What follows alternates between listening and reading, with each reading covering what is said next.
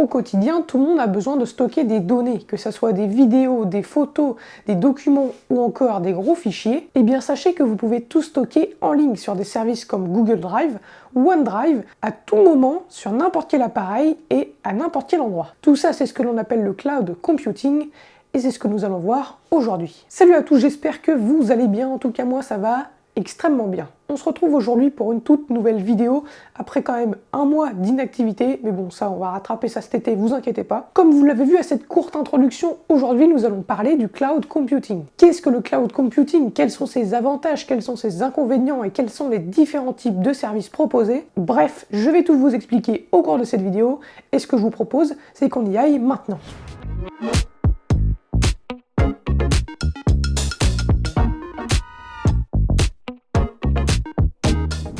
Pour commencer, la première étape de cette vidéo va être de vous expliquer qu'est-ce que le cloud computing et quels sont les différents types de services qui existent. En français, cloud computing signifie informatique dans les nuages. Concrètement, cela fournit des services informatiques tels que le stockage, les applications ou logiciels, et tout ça via Internet. Au lieu de stocker les données localement sur des serveurs locaux ou bien des disques durs traditionnels, là, elles sont hébergées à distance sur des centres de données ou data centers. Un data center, ça ressemble à ça. En gros, c'est une infrastructure d'un réseau d'ordinateurs et d'espaces de stockage. Il existe différents types de data centers. Le data center d'entreprise, où sont hébergées les données localement, le data center de service managé qui est géré par le fournisseur, et pour finir, le data center dans le cloud. C'est d'ailleurs celui-ci qui va nous intéresser au cours de cette vidéo. Vu comme ça paraît simple, mais pour pousser un peu plus mes explications, je vais maintenant vous présenter les trois principaux services de cloud computing, dont les deux premiers s'adressent principalement aux entreprises. Pour le premier service, il se nomme Infrastructure as a Service en anglais, ou plutôt Infrastructure en tant que service. Bien souvent, on diminue tout ça en IaaS, IaaS. Ce service de cloud permet aux clients d'installer leur système d'exploitation ainsi que les applications sur des serveurs auxquels ils se connectent exactement comme s'ils travaillaient sur un ordinateur classique. Pour vous donner un exemple, parmi les prestataires les plus connus dans ce type de service, nous avons Google, OVH ou encore Microsoft. Pour le second service, il se nomme cette fois-ci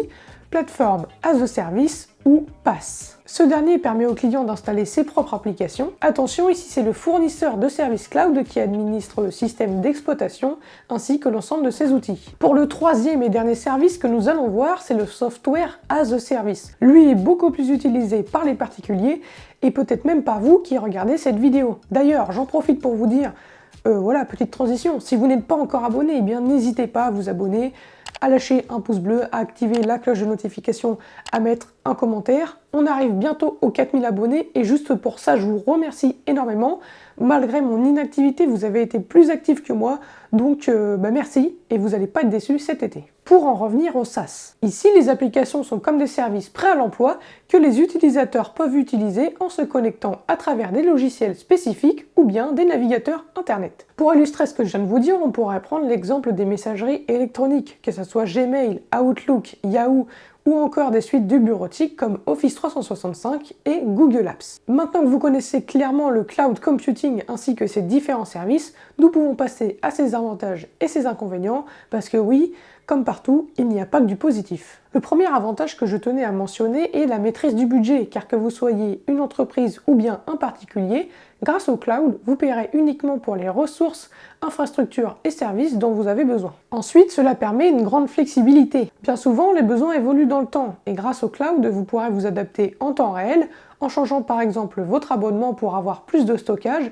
et donc plus de ressources et d'options disponibles. Le cloud computing nous offre également une accessibilité optimisée, car il ne nous restreint pas à un seul appareil, ni un seul lieu. Toutes les personnes travaillant sur le même projet que nous peuvent voir les modifications apportées en temps réel depuis un site internet ou bien une application, à condition d'avoir une connexion internet et de bonne qualité. Pour le dernier avantage et un des plus importants que je tenais à mentionner, c'est la sécurité. Parce que oui, quand on stocke des données personnelles et d'autres données d'autant plus importantes sur ces services cloud, on attend quand même qu'il y ait une sécurité optimale. Toutes les sauvegardes de vos données ne sont pas faites en local, mais plutôt sur un serveur externe. Vous n'avez plus à vous inquiéter de votre matériel, ni à investir dans des équipements coûteux comme les périphériques de stockage, et ça, c'est un bon point positif. Mais bon, comme toutes les bonnes choses ont une fin, je vous propose de passer dès maintenant aux points négatifs du cloud computing. Le premier inconvénient du cloud computing est la dépendance, car oui, nous dépendons d'un prestataire. Le second est la connexion Internet. Si vous avez un mauvais débit, vous ne pourrez pas travailler dans de bonnes conditions sur le cloud, et cela risque malheureusement de perturber votre activité. C'est pour cela que je vous conseille de passer au cloud à condition d'avoir une connexion Internet suffisante. Pour en revenir à la connexion Internet, quand je dis avoir une bonne connexion, c'est surtout une connexion se situant entre les 3 mégabits par seconde et les 15 mégabits par seconde. Je vous dis ça parce que j'ai moi-même vécu l'expérience et je peux vous assurer qu'un débit inférieur ou similaire à 3 mégabits par seconde, c'est pas très confortable pour travailler sur du cloud. Si vous souhaitez tester la vitesse de votre connexion, je vous l'ai déjà montré dans des vidéos précédentes, mais je vous le remontre exprès pour cette vidéo. Rien de plus simple, vous vous rendez sur le site speedtest.net et on va faire un petit test très simple. Voilà, donc je suis sur le site et j'ai juste à appuyer sur Go. Et voilà, il me reste plus qu'à attendre et le débrief va tomber juste au bout de quelques secondes. Je pense que je suis à l'aise pour faire du cloud computing.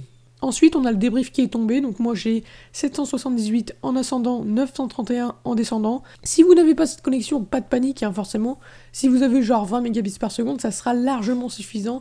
Mais juste, il faut avoir une bonne connexion pour faire du cloud computing. Donc voilà, vous avez l'adresse du site, même si je pense que certains d'entre vous connaissaient déjà, mais c'est toujours bon à savoir. Voilà, je vous ai cité les points positifs et négatifs les plus importants. Si vous en avez d'autres à mentionner, n'hésitez pas à me le faire savoir en commentaire. Je serai bien sûr ravi de les lire. On peut maintenant passer au cloud public, privé et hybride. Commençons avec le cloud public. Concrètement, c'est le cloud le plus répandu à l'heure actuelle. Les ressources cloud telles que le serveur et le stockage sont exploitées par un fournisseur de services cloud qui loue lui ses équipements réseau ainsi que son espace de stockage à des entreprises clientes. Le premier à proposer ces services de cloud était d'ailleurs Amazon Web Services en 2008. Le second type de cloud est le cloud privé. Et vous allez voir qu'il porte bien son nom. Un cloud privé est une infrastructure informatique entièrement dédiée à une entreprise. Généralement, ce cloud est géré soit en interne ou bien par le fournisseur de services. J'aurais pu aller plus loin dans mes explications sur le cloud privé, mais pour ne pas vous perdre, je préfère passer directement au cloud hybride. Pour faire simple, le cloud hybride est une combinaison des deux types d'infrastructures, cloud privé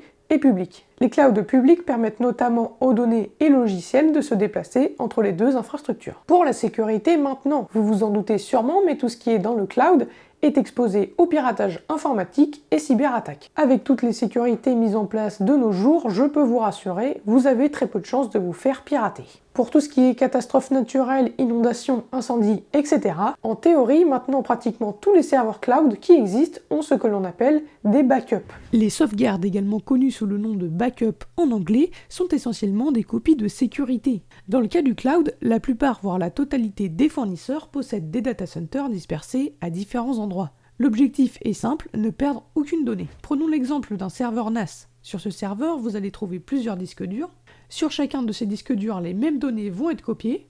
Par exemple, s'il y en a 5, alors les 5 disques durs auront chacun une copie de ces données. Si l'un des disques vient à tomber en panne, les fichiers seront toujours présents sur les 4 autres disques. Eh bien, figurez-vous que les backups dans le cloud fonctionnent de la même manière, mais sur des data centers. Maintenant, est-ce que je ne vous conseille pas le cloud à cause de sa sécurité? Clairement pas, vous pouvez y passer sans aucun souci. De nos jours, plusieurs normes de sécurité sont exigées sur les serveurs, donc à ce niveau-là, on n'a vraiment pas à s'inquiéter. Pour terminer sur cette vidéo, nous allons parler un peu de l'avenir du cloud computing. Est-ce que cela va perdurer encore longtemps? À titre personnel, je pense que oui, et je vais vous expliquer brièvement pourquoi. Premièrement, le cloud crée une grosse économie aux entreprises car il n'y a pas de gestion et d'entretien du matériel informatique. Ensuite, cela permet de délocaliser les données et donc de faire de la place dans les locaux car au final, il n'y a quasiment plus de serveurs sur place. Ça offre également une bonne possibilité de travail collaboratif. Je repense notamment au confinement, là où le télétravail a fait une grosse explosion, je pense que ça j'ai pas besoin de vous le dire. À ce moment-là, pas mal de monde s'est mis à travailler sur le cloud ou avec des connexions VPN. D'ailleurs, si vous voulez que je vous fasse une vidéo sur les VPN, n'hésitez pas à me le dire, je pense que ça pourrait être intéressant. Et voilà, c'est déjà la fin de cette vidéo, j'espère qu'elle vous aura plu et que mes explications auront été claires et concises.